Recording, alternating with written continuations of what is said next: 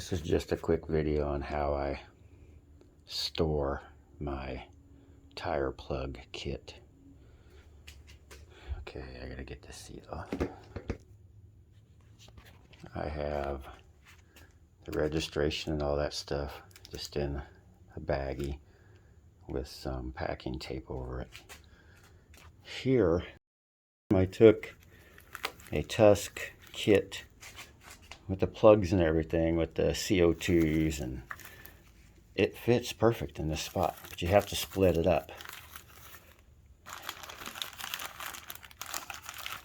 CO2s and the little, have to cut these handles down.